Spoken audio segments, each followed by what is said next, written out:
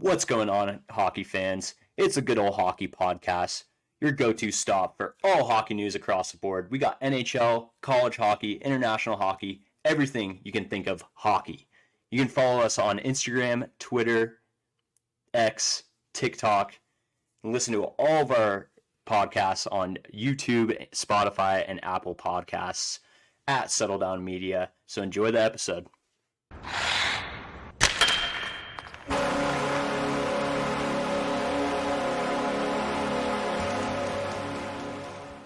All right, welcome back, everybody. This is the Good Old Hockey Podcast. This is episode number 27. We are so close to playoffs here. We're recording on a new day, coming out on a new day. We're doing 2 episodes a week for you guys now that it's playoff time. This episode will be focusing on, some of the closing stories within, the season. We got some potential movement. Got some other drama stories, and then we'll also be doing an episode coming out Saturday right before the playoffs start, just kind of give some insight into what we think for the playoffs coming up. But before we get into that, I'm going to shout out we're going to be doing an NHL bracket challenge for the playoffs like we did for March Madness, but our giveaway is going to be pretty similar. We'll be giving away $100 to the NHL shop. Now, the only thing you have to do to enter is enter the bracket. First thing, settle down bracket, all one word, or not all one word. Those are all spaced. It will be in the description below, but settle down bracket, join it there. Number 2, you got to follow us on Instagram at Good Old Hockey Podcast on Instagram. If you're watching this on YouTube or Spotify or whatever, you got to go over there. If you're seeing this on Instagram, boom, you already got the first step. It's right there. Just click that button. And then make your picks on Thursday, I want to say. You have about a couple days to fill out your bracket, Friday and Saturday of this week. And then, boom, if you win, they'll send you an email. You let us know, and you can claim that $100 prize to the NHL shop. But I'm excited for it. The bracket challenge is always fun to do. I've never really done it with a big group, though, so we hope we can get a lot of you guys joining in to get that $100 to the NHL shop. Yeah. Think about all the things you can do with $100 for NHL.shop. You can get a hat, sweatshirt, and t-shirt. I mean, you could maybe even get $100 knocked off your favorite players' jerseys too. So it's a lot of value there. And there's a lot of Adidas jerseys still on the website, and those are going to be going fast because they're switching to Fanatics next year. So they are, sadly. Unfortunately. Unfortunately. But so go make sure you sign up for that. But with that being said, Galia, how was your weekend before we get into this hockey talk? Weekend was good. Friday night, laid low, didn't do too much. Just chilled with the girlfriend, and then Saturday, went on a nice little hike yesterday. Enjoyed the sun. Yeah. And then went out to downtown Meridian, watched the fights too. Some really good fights. I was bummed. My girl Zhang didn't win. Had a little bit of cheddar on her winning within the rounds. Yeah, she did win, but she didn't. My bet didn't hit. She didn't win within the rounds. But those are some good fights, and just went out downtown Meridian. Feeling it a little bit today. Was in the dirt today, but man, excited for this next week. We got a Idaho Horsemen game tomorrow. If you're if you guys don't know what that is, it's an indoor football team.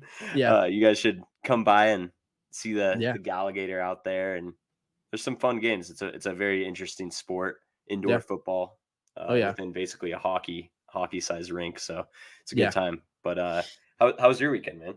It was good. Friday pretty similar, nothing super crazy. I think we went to like End Zone for a friend's early birthday celebration, and then yesterday had to do some work.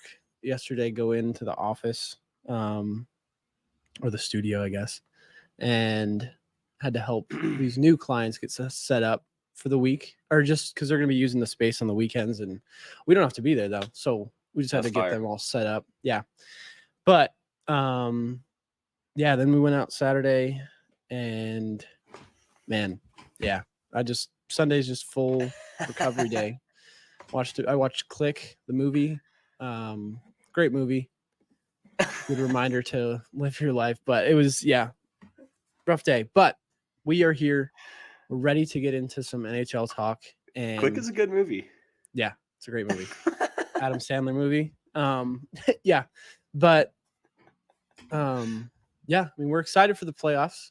They're coming up. They're creeping up. I'm super excited. So First day of the playoffs is Saturday, so that's when our next episode will come out. But before we get into that, playoff talk, we've got some stuff to catch up on. First one, we could have called it. I'm kind of excited. I do feel bad for a couple of our friends. Well, one of our friends, the only friend that I have that's a Coyotes fan. He was on the podcast a couple weeks ago talking about the Coyotes. And, it's happening. They're moving to Salt Lake. Like, I don't think there's any moving around that. They've been kind of hush-hush about it, but it's been getting out, been leaking that it's looking like it's coming true day by day. Yeah, dude, I can't believe it's finally happening. Yeah. Like, this has been in talks for 3-4 years, I'd probably say, in the making. Yeah. And Bettman's been really behind, just keeping the team in Arizona at all costs, even if they have to play in a college arena. And I think it was just getting to a point where I think the ownership was running out of options for arena, which is tough. I mean, I feel like this is somewhat of a similar situation with the A's. It's kind of interesting. Both the A's and the Coyotes, these all kind of happened within the past few weeks. But I just think it's poor ownership. I mean, I can't believe that they were, skimming hotel payments all season. And not only that, I mean, just everything with the arena, from like relations with mayors and city councilmen and all sorts of stuff within the Phoenix area. I mean, it's a huge metro. I feel like they are totally like able to hold a NHL franchise. They're able to do an NBA, NFL franchise, MLB too. So I mean, I just think hockey kind of didn't catch as much traction as people thought there, but I also think there's a big blame on the ownership. And also, general managers for putting not as good of a product as they could get out there. Yeah. I mean, it's tough because I think it's hard for the Coyotes. They never won. They didn't really ever play in Phoenix, at least that I can remember. They played in Glendale and then Tempe. And I don't know. I just, they never really had an option to play in Phoenix. And I know their last proposal with an arena was to be in Phoenix, North Phoenix. And it seems like the mayor wants nothing to do with them. I don't know. I couldn't tell you why. I mean, hockey is definitely growing in Arizona. I think it is a hockey sport or hockey state. They produce a lot of players too. They do. Crazy. Austin Matthews, and I know the 14U AAA junior Coyotes just won Natties, the Nationals for AAA, 14U. That is huge. To have from a state like Arizona. Yeah, exactly. Like, we're not used to that. And I don't know. I do feel bad for all the fans that have to go through that, losing your team. I couldn't imagine, if that happened to the Sharks or you with the Flames. Like, I don't know. That would destroy me. It would destroy me, dude. Yeah, I definitely feel for all the fans there. And, as much as we like to give them shit, they do have some good fans, good fan base around them. They just were never, I feel like, in a good spot. Glendale sucked. That spot just sucked. I mean, same with their college. Team. Yeah. I mean, their team never really caught traction. I know they had that 2012 cup run, and I know they had some success at the beginning. But it's crazy how many players, have came out of Arizona just from that small span of time. It just shows, what an NHL franchise how it can impact a city that's not traditionally a hockey market. I mean, shit, it's in the desert.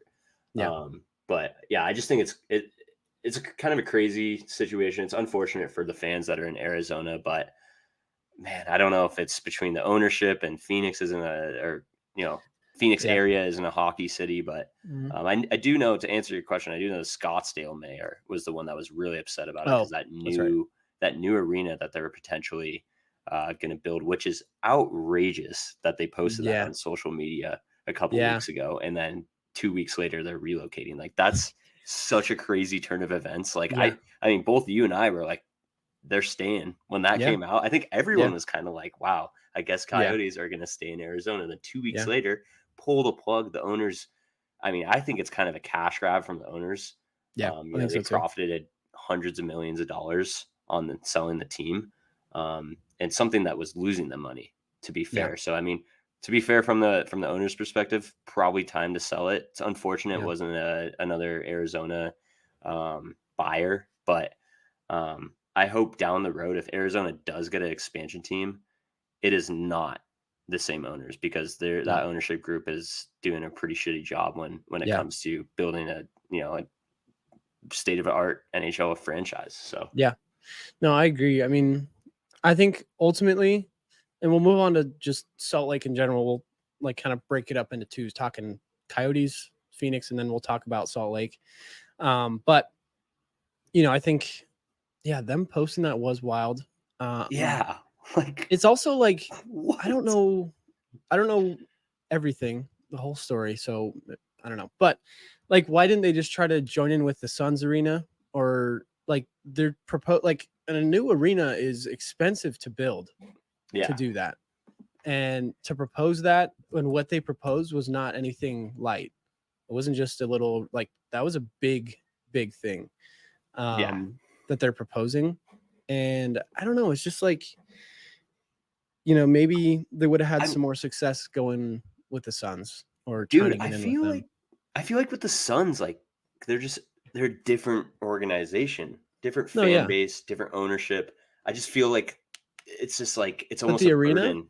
Yeah, it's like a burden for them to take Yeah. on the Coyotes, because the Coyotes had Yeah. troubles paying their rent at their previous arena. That's why they That had is to true. move to Mullet Arena. Yeah. I mean, they're always kind of a dumpster fire in the NHL. So it's Yeah. like, from their arena's perspective, why would they want to take on that team? I mean, I think that's why the Suns didn't take them on. I feel like that's kind of people. I feel like that's a question I've always had. Like, why haven't the Suns they just play in the Suns arena? Yeah. And I mean, there's That's a good plenty of point. Yeah. arenas in that area that are NHL capacity size, but Yeah. the fact that they had to play in the Mullet Arena this past couple seasons, that shows a lot. That just shows that, like, I don't think really any of the arenas, cities really want them there Yeah. when it comes down to it. And not even considering the fans, not considering the players. I think the players also got hurt by this too. I mean, just Oh, to get yeah. uprooted, you're going to have to sell your house, everything, and move to Soakville. It's Yeah. it's sorry, Salt Lake City. Sorry, but Salt Lake City. Yeah. yeah, but yeah, it's such a. I just think this is crazy. I mean, in my Yeah. lifetime, I feel like the Thrashers relocation, I don't really remember it. Social media wasn't as Yeah. prevalent. I mean, to be No. fair, I was like 12 years old. Yeah. But like, I just feel like it wasn't this quick with No. the No, it was Thrashers. not. Yeah. No, they knew it was like a wrap up season. Like, I Yeah. mean, by the time this comes out, I want to say the game's already been played, but they have their one last game playing in Arizona coming up. I want to say it's like Monday or Tuesday. But it's like, I don't know. I feel bad. The tickets also are going like over $1,000 a ticket, because it's so last minute. Like, at least you give the team a whole season to be like, yeah, this is our farewell season. Last season, come out, support us. But now it's just Tyler, for example, he went to a game like a month ago. He had no idea that was the last time he's ever going to watch the Arizona Coyotes play. He had no idea. That's so Maybe tough, he had dude. a feeling, but it wasn't for sure. And he was like, well, maybe I could catch another game next season. Yeah. But now, I can't believe it went down in this fashion and then won. Yeah. Like, I mean, like you were saying before, like if this happened to like one of our teams, like the Flames or the Sharks, it would be heartbreaking. And Yeah. like, dude, the No, it Flames is. had a scare a couple of years ago. They were having troubles with the city to like finalize that arena deal. Thank God it happened last year, and they're gonna for sure complete it, which that's amazing. But I mean, it's crazy to think what the atmosphere would be like in an actual hockey city. Not saying like Arizona doesn't have fans, but it's not a hockey city. Like, as much as the NHL wants to say that, or their fans, like, it's not. Like, No. bottom line, it's not a hockey city. It's tough that it didn't get to catch on like that. But like, say if this were to happen in Calgary, or I mean, shit, even Quebec City. I mean, it's a way bigger deal. Yeah. You know. I mean, it's weird to say, but like at least Arizona still has like Arizona State. At least they still got the Diamondbacks. You know, they got all these other teams, sports to follow, and maybe some fans will stick with Salt Lake City, that new franchise. But yeah, regardless though, it sucks for the fans. It sucks for the players. Yeah, no, I agree with that. I mean, heart goes out to all the fans out there and the players too. I mean, it sucks to, you got to uproot your life. It's different. A trade is one thing, but the entire team to move like that. But, I think in my mind, Salt Lake is a good choice out of, the other ones that were mentioned, like Atlanta, Quebec City, Houston. I just don't think Houston would have been good. I don't think Atlanta, third time could have been a charm, but I don't know. Quebec City's tough. I mean, I know that they have a good fan base for it, but I know Gary Bettman doesn't want any more Canadian teams. Like, dude, I it's wish pretty it was obvious. Quebec City. In my opinion, Yeah, I wish think it'd be cool. Quebec City. Yeah. It'd be cool. I don't think it's really adding any NHL fans, but No. just to have them back would be pretty sick because the Jets got their franchise back. It'd be sweet if Quebec City and Quebec City could totally host an NHL team. Yeah. Fans would go to it, but is it really making the NHL progress anymore? Probably not. As much as Salt Lake is, or I mean, I think Houston probably could have too, but Houston I just don't think they're ready Atlanta right now. No, yeah, that's the big thing. I don't think that they're ready, and I think Salt Lake is a good choice though. One, a little selfish. I like it because it's only 4 hours or 5 hour drive for us. So Same.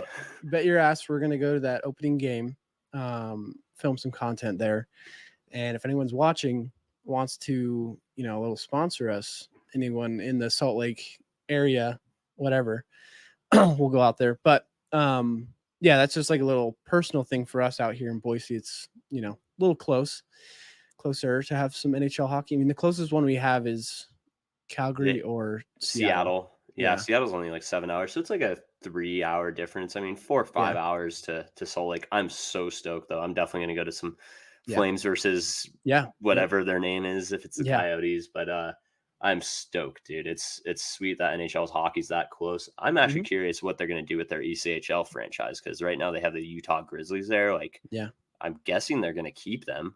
Yeah, but that's kind of. I guess they're going to keep them, but there's not going to be too many fans going to those Grizzlies. Yeah, my question is who's going to be their AHL affiliate? I've heard that the Tucson Roadrunners could continue at least next season, but I mean, at least there, then you can keep some Arizona hockey. But I feel like they're going to move them a little bit closer afterwards. Maybe Boise. I don't know. I keep saying it. It would be so cool. I know the arena's not up to par. It's close, yeah. You don't want to have two teams in, Salt Lake City, but I don't know if we're going to be the ones. I mean, but my thing is like, where else would you put it? Like in this area of the Rockies, where else would you put an AHL team besides Salt Lake? Like you could do a, close by. I mean, are you saying besides Boise or besides Salt Lake? Yeah, besides Boise and Salt Lake, like where else would you put one? You're not going to put one in Wyoming. You're not going to put one in Montana, I don't think.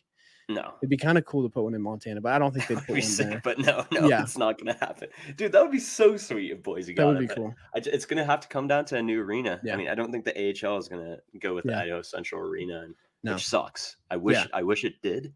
Yeah. But hey, maybe like Micron and Simplot or some people could throw some money at a new maybe they could throw some money at a new arena Albertsons for Arena. the AHL team. That'd be awesome.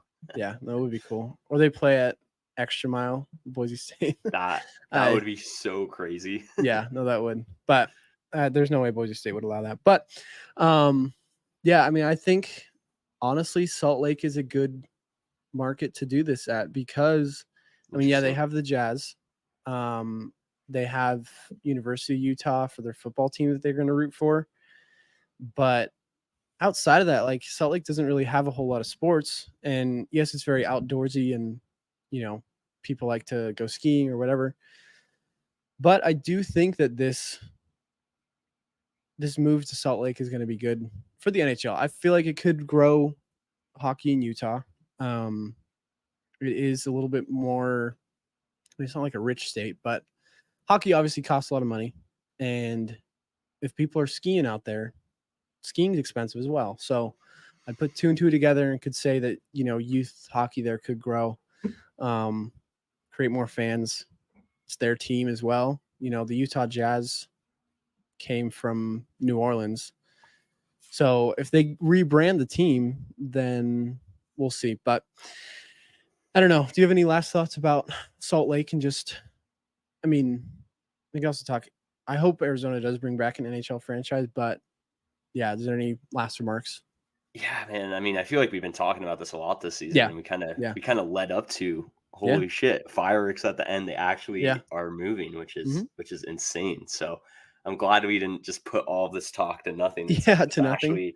It's actually becoming happening. So I think Salt Lake City is going to work out well. I think there's some passionate people, passionate fans, and for sporting events. And like you said, it's such a winter sports city. The Olympics have been hosted there. They're trying to do it in the future too.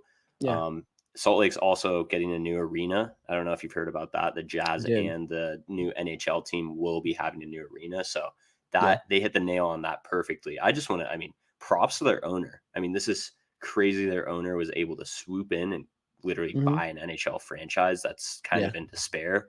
And do this within a season. Like, holy crap. But not only that, I think it was lower.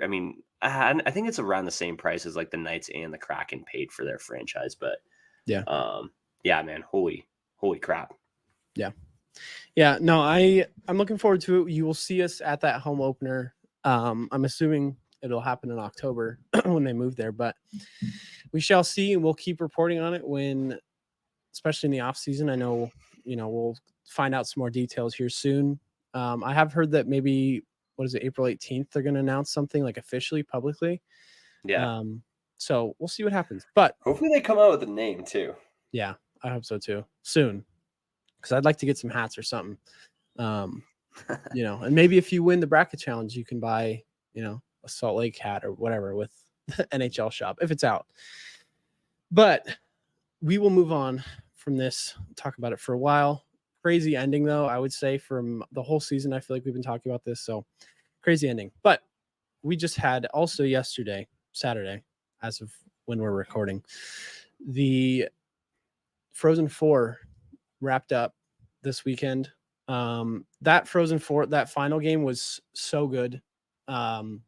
I thought BC was gonna kind of light them up, but Denver played defensively amazing. Their goaltender was unbelievable, lights out, especially in that last 10 minutes of the third.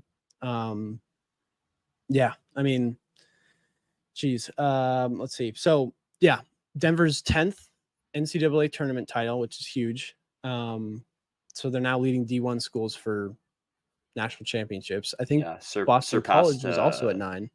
Yeah, I think they surpassed BC and Michigan, which is crazy. Yep. 5th title in the 21st century, which is also impressive as hell. And they're tied for BC with most in the 21st. But aside from that, do you have any thoughts on that game? Just, the goalie, Matt Davis. Dude, they just played lights out. I think it's crazy. I wonder if Matt Davis is going to, I think no NHL team has his rights. So, I wonder if he's going to get an NHL contract. He should, because he only let 3 goals in the whole tournament with playing against teams with a plethora of NHL draft picks. So I think he should get a shot in the NHL. It would be a pretty cool story. But it's crazy he won the MVP, first goalie since 2015 to do that. But I think it was kind of an upset. I think it's crazy. Going into the game, I totally thought Boston College was going to run all over them. Yeah. But they played defensively, lights out. Didn't really give Boston College a chance. And having a really good goalie back there is pretty incredible. Just seeing Cutter Gautier's interview before the game too was interesting to see him eat his words, saying that they were going to be crying after the game. And he's crying. They end up getting shut out. So that's pretty crazy. But congrats to DU. I'm bummed we didn't get the prediction right though. I think we said BC was going to win. We did. BC versus BU though, so it already kind of crumbled. But that game, that was a great game, especially the last 10 minutes. I mean, I hope Matt Davis does get a contract. I think he deserves it after that, at least get a shot to be playing. Yeah.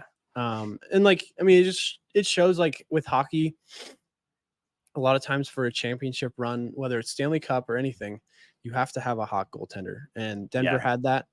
And it's not to say that BC's goalie was bad at all. Like, I mean, some of those goals Denver scored too were insane. Like, they were not, a dirty rebound goal or anything. Like, they had a couple good shots that, squeak past. So it's just one of those things. It's how hockey goes. But yeah, I think Denver, I mean, obviously, I think Colorado's a hockey state in and of itself with the Avalanche. They've had some success. Denver being this lights out for the last, 24 years. Yeah, Colorado College, Air Force Academy Yep. are there. So I mean, there's 3 D1 programs. Mm-hmm. I mean, the Avs are playing lights out. They've had Stanley Cups to their name. So, I mean, Colorado is. I mean, for West Coast, like, do you think it's the biggest hockey state? Like, I'd probably say like West Coast. I mean, obviously discluding British Columbia, Alberta too. Like in America, yeah. But yeah, like West Coast, like I would probably say Colorado is the biggest hockey state. I mean, you could have an argument with California because there's 3 NHL teams there. You could I think it's because it's so big. Like, there's been a lot of people come out of California, or not a lot, but I mean, Austin Matthews was born in San Ramon, California. So there's been a couple, but I wouldn't classify California as a hockey state, though. It's just because it's so big and there's so many people there. It's like, you're going to get people that come out of there, like myself, that played hockey, but it's not like, I wouldn't consider California a hockey sport. I would give it to Colorado before. Yeah. I'd probably say Colorado probably is the biggest hockey state for the West Coast. If you classify Colorado as the West Coast. I know some people classify it as the Midwest, but I'd probably say I'd give it West Coast. It's on Mountain Time. Midwest, you got to be in Central Time, I feel like. Yeah. If you're in Mountain Time, you're West Coast. Obviously not on the coast, but they are definitely West Side, if anything. Next, though, we also had the Hobie Baker winner announced before that game, but Macklin Celebrini, he did it. I think we could have, if I did put my money on it, I would have said Cutter Gauthier or Macklin Celebrini. Kind of talked about Jackson Blake just being there. I mean, it's tough. This could be kind of a debate. I don't know what you think, but for Cutter Gauthier, kind of getting, I wouldn't say he got snubbed, though. It's tough because it's like, he's a finalist. Yeah, he had 38 goals, but BC also had, I want to say, 7 NHL draft picks on their team, which is really high.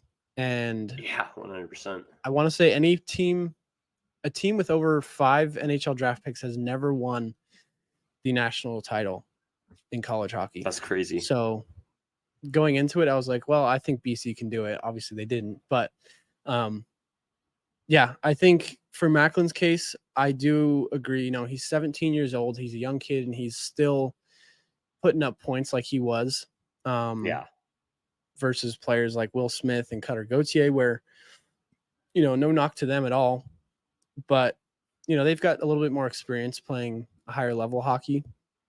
And for Macklin to be, undrafted freshman doing what he did with BU, which not that BU was bad at all, but it wasn't a team like BC where Cutter Gauthier had kind of the benefit of a great team around him.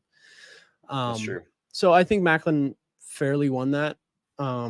But you could also go the other way, and I wouldn't be upset either if Cutter Gauthier got it. Yeah, I just think, just Cutter Gauthier, he is a sophomore technically, second year in the NCAA. He's probably going to be in the NHL next year, but I think that was probably the deciding factor. Now that I think about it, I was like, that is pretty impressive. I think he scored the most goals since like 2005, I want to say. I saw some graphic about that, some stat line. So that's very impressive feat. And potentially one of the best. It's a toss-up, but I think they just went with the younger player, less experience, for him to do that and make an impact on a team with not as much caliber as BC. I think that's probably why they gave it to him. So I'd say that's a fair win too. I I thought it was a little bit of a snub for Cutter at first, but the more I thought about it, I'm like, yeah, Macklin Celebrini deserves that for sure. No, 100%. Yeah, I think it's overall, I think it was a good season for NCAA hockey. I thought it was really entertaining, great ending as well.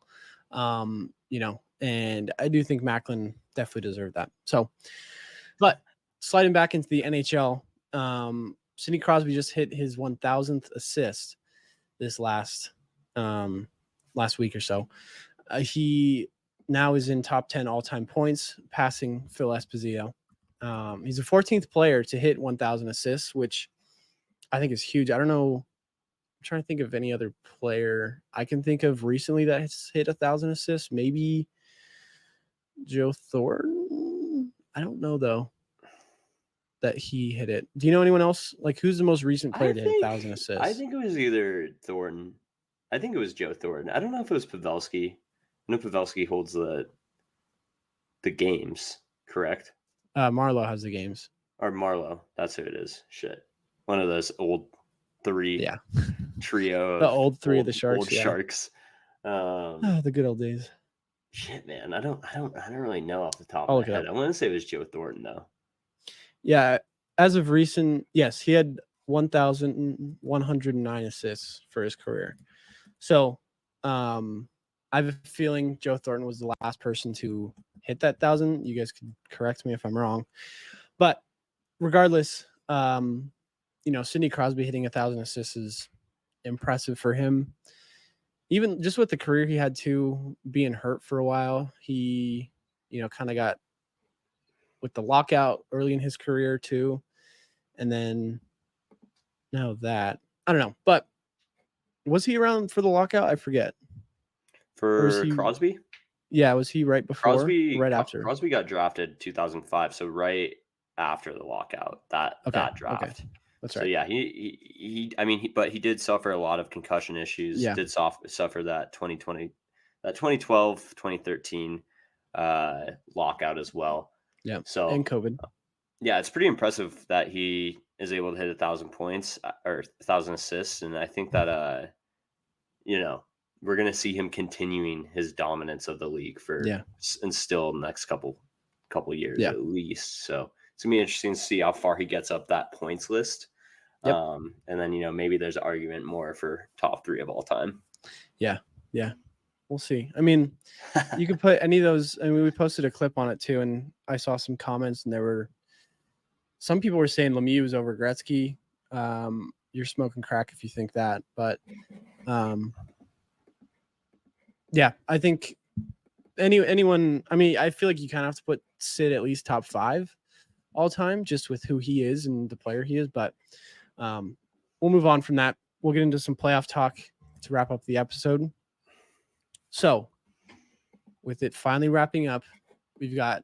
I mean, honestly, the hunt for that wild card spot is still alive and well. I don't think any team has really fallen off since we last talked. Yeah. All these teams are still hunting. Yeah. And they're all within like a point of each other. Yeah. I will say the only change big time was like the Islanders pretty much solidified their playoff spot. Yeah. I think that they haven't clinched it, but I think in the next day they should clinch. Yeah. But yeah, that still leaves Caps, Wings, Flyers, Pens fighting for a spot. Pens are kind of falling behind. I know they lost to Detroit yesterday, which was a huge game. They lost to Boston. Detroit won in overtime to Toronto. Pardon me. Yes, they lost. Yeah. They lost to Detroit won against Toronto. But that Pittsburgh-Detroit game was really big. That was, I think, the night before. Yeah.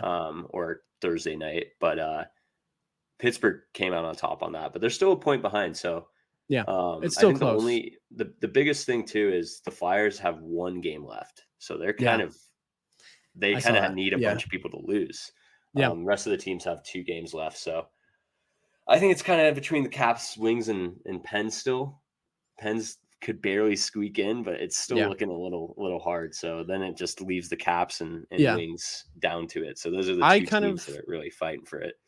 Yeah, I watched that Toronto and Red Wings game, and I don't know. I thought the Red Wings looked on fire. I mean, they let in 4 goals too, but it's against the Maple Leafs. Austin Matthews hit 69 goals too, which we didn't talk about. But yeah, I mean, I think honestly for the team, I think that I would like to see slotted into that wild card spot is the Detroit Red Wings. I think, as much as I'd like to see the Penguins and Sidney Crosby in the playoffs, I think it'd be fun. But I don't know, man. I think the Red Wings they're gonna be fighting, and I think they're gonna make a decent run. I don't think they're gonna be first round exit. Penguins, it's a different story for me. I feel like they could, and it all depends on who they play. Like, it's so hard right now because we don't know who they're gonna play exactly yet. There could be some movement, so we will see. But I mean, yeah, who would you want in that wild card spot? I know we talked about this a little bit last week. I'm pulling for the Penguins still, but yeah. I think that it would be cool. I don't know. I mean, Caps and Red Wings. I would like to see the Red Wings make it. I just feel like that would be kind of a cool story for the Wings to make it. And I guess it's going to kind of come down to who's going to put up a better fight against the Rangers. I mean, Rangers versus Wings or Rangers versus Caps. Or Penguins. I'm not totally sure. I feel like the Wings might get steamrolled by them, but I actually think the Caps could have a chance just because they have some playoff experience.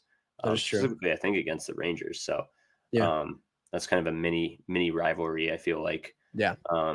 But I don't know. I mean, I'd like to see either of these teams, but it's going to come down to one of them. Hopefully the Wings make it, though. I'd like to see Kane in the playoffs. Cool. I do too. I want to see Kaner come back. But aside from the East Conference, West Conference, pretty much locked in for the most part. The Stars could also there's a chance they could win the President's Trophy if the Rangers lose their next 2 games and they win their next 2 games.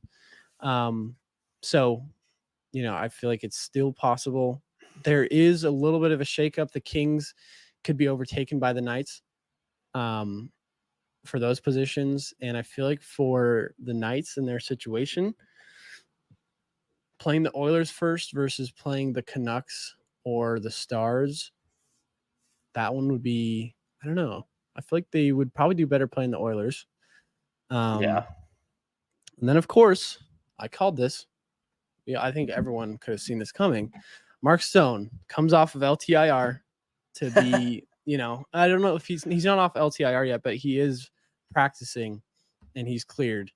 Oh, he's going to be ready for first round for sure. He's ready. Game 1. And I fucking said it, and I was like, this should raise some eyebrows. So raise those fucking eyebrows because, like, why? It's just, I don't know. I truly, if he had missed it and actually been hurt, I would have been like, whatever. But I don't know. To me, it's getting suspicious that if he's actually hurt in February. It's 3 years in a row. It's crazy, dude. Playoff Mark Stone. Who would have ever thought he's pulling this? I mean, I don't know. It's tough to say. Maybe, I guess, coincidentally, his injury timing is just spot on. Yeah. But, yeah, man, I just think it's definitely crazy. And I do feel like Vegas is a contender just on paper. But it's going to be interesting to see how they play actually in the playoffs. If they like play really good round 1 and like beat the first seed or second seed in the Western Conference, I think everyone's gonna be like, oh shit, like what's going on here? Yeah. So that could definitely be a potentially crazy story. I mean, and on top of a crazy year of stories. So see, I think with Mark Stone, there's a quote I'm thinking of right now. Once is an accident, twice is a coincidence, and 3 times is a pattern. It's happened 3 years in a row. And I'm sorry, I don't think it's a coincidence anymore. Like that quote says, once, it's just an accident, it's an injury. Twice, oh, it's a coincidence. 3 times, this is a pattern. This is a pattern. He gets hurt in February, gets LTIR'd, and then comes back game 1. Bullshit. I'm calling it right now. Like, I don't think that he's been hurt at all. Yeah, it's going to take a couple years until the NHL changes their CBA, but until then, they're going to be able to abuse this. I mean, no. If you're lying about injuries, that's one thing. If you actually have injuries and you're playing it around, I know some other teams have done this, but if you're like, well, this guy's out and he might be back for playoffs, like round 2 or something, we'll put him on LTIR, create a better team around him. But coming back for game 1, lying about an injury, if it is lying, I'm not, we don't know that it is, but I'm calling it out. I don't think that is true. I don't think he's been hurt. This is 3 times now, and he's coming back for game 1. So I think it's BS, and I think there's a totally different side of it where it's like, this is allowed because he's hurt and blah, blah, blah, versus like, milking an injury like that. I think it's BS. Yeah. I think it's BS too, but I don't think it's necessarily outside of the rules and the clause. I don't think there's anywhere that it says. I mean, I know it's not. You can't. It's fake frowned an injury. upon to fake an injury. I know it's frowned upon, but I mean, is it not in the rule books that you can't? I don't know that if you can. Yeah. Like, I don't know if you can't do that. Yeah. No, it's true. That's the only thing. Like, I feel like it's not right ethically at all. But a lot of things in the world aren't right, but people still do them. And I feel like this is kind of an example of that. So I think it's definitely going to be addressed in the next CBA. But yeah, it's crazy that Vegas is doing that. And if Vegas makes another deep run, I think a lot of people are going to be pissed off. I think Vegas is like enemy number 1 in the hockey world now.